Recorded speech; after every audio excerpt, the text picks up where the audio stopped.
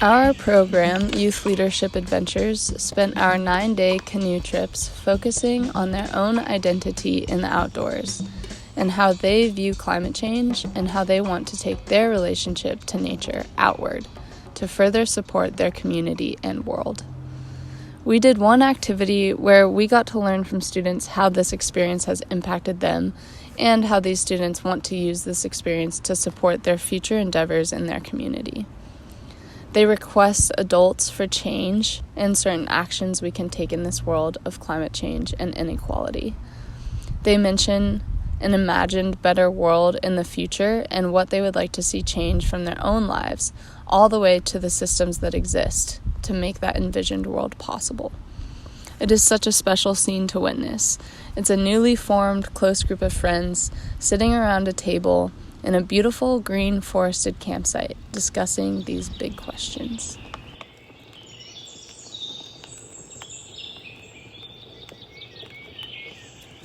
Next up, I want to give people an opportunity to share what you reflected on this afternoon. So Talia gave you some prompts, and you could choose 1, 2, or 3 of those prompts. And people may have written, drawn, whatever, but I want to take a second to open up to that page, and then we'll go around, and if people want to share their maybe what prompt you're answering, and then what your thoughts were, and maybe we can start at the other end of the table.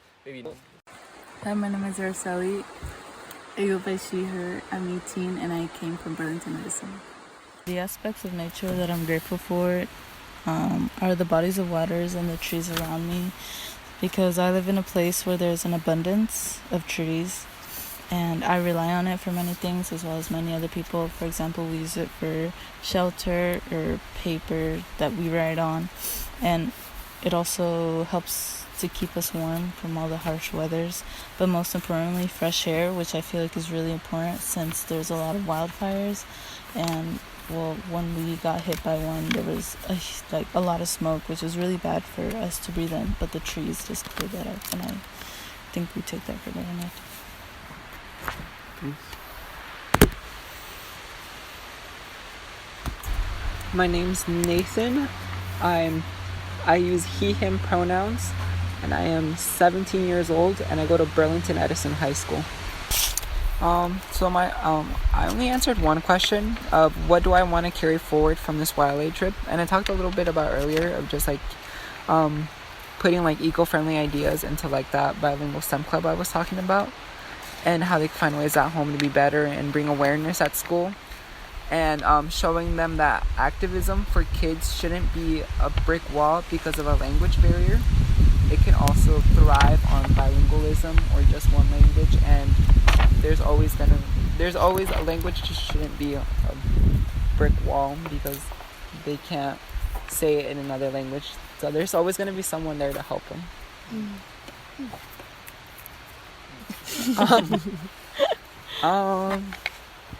Que el activismo para niños chiquitos no será su lenguaje no debe ser un obstáculo, especialmente si nomás hablan un lenguaje, porque siempre va a haber alguien ahí para ayudarlos, porque queremos que sus voces de ellos estén entendidos y que estén escuchados. My name is Maya. I use any pronouns. I'm 16 years old and I go to Seaholm High School. And I also wrote about the last question, what I want to take away from this trip. And I think that when at home, I was always just so, absorbed into my life, and sometimes it's kind of a struggle to see the greater picture, to see that there's a greater world out there beyond your immediate problems with school and everything. And I think it was really good for me to come out here and understand that there's all these ecosystems that we're relying on and how they help us, and that the world is just so much bigger. And hi, my name is Gabby. My pronouns are she, her. I'm 15 and I go to Seattle Academy.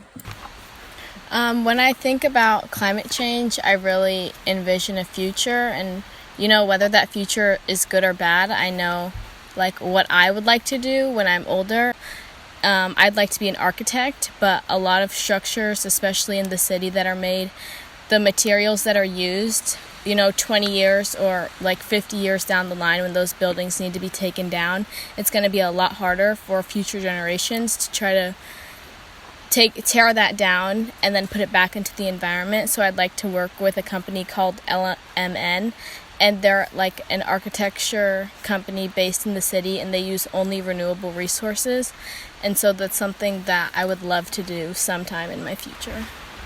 My name is Jackson, or Jackson Buevich Hernandez. I'm 15 years old. I use he, him pronouns, and I go to Racebeck Aviation High School.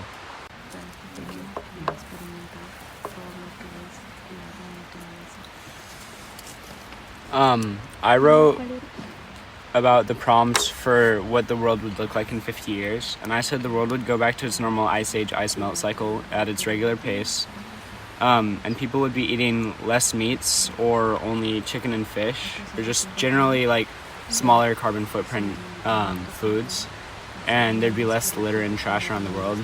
And here's some drawings I did. My name is Kalen Mannion. I am 16. My pronouns are he, him, and I go to Oak Harbor High School.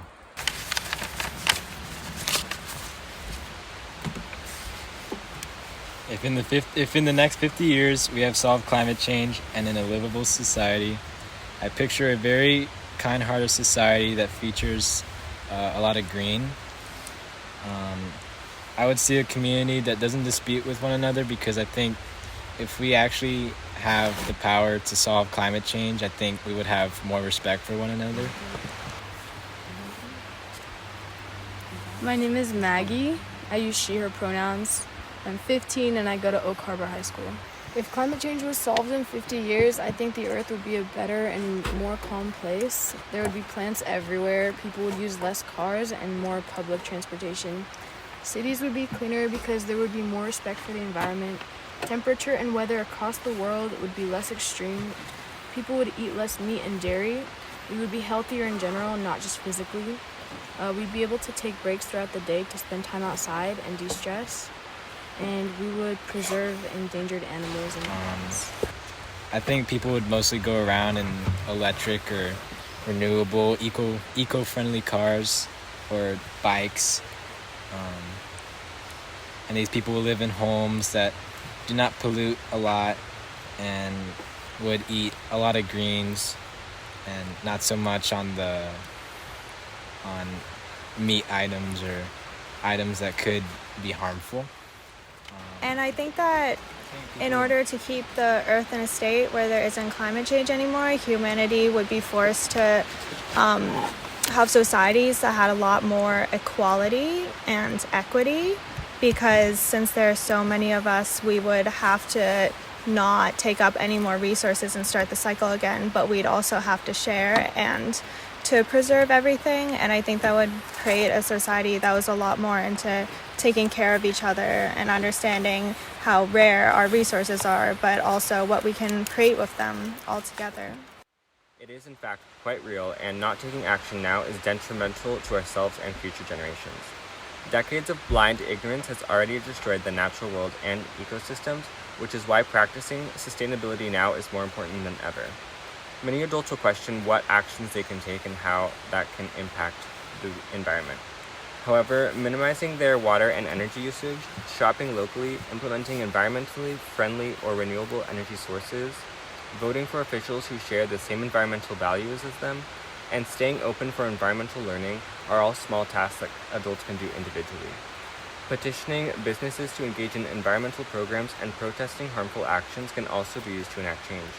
Forming groups and educating others is another method. There are so many ways to make an impact, but adults just have to try.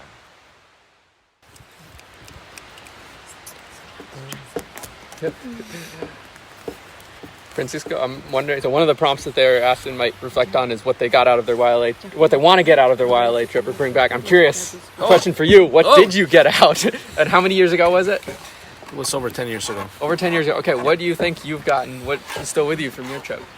So,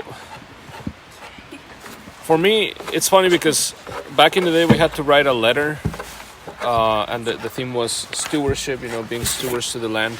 And at the time it didn't really click, to be honest with you. But over time, you know, being out in nature, not just here, all over the place, I think the one thing that keeps coming back is that being out here, you know, like in this forest or in the mountain or whatever, it's not a thing, you know. It's not a gym that you go to and you play and then you go home. It's more of it's like an ongoing relationship you have with nature, you know. Like you take care of it and it takes care of you, if that makes sense. And at some point you're gonna return back to it, which is fine, you know. That's just life.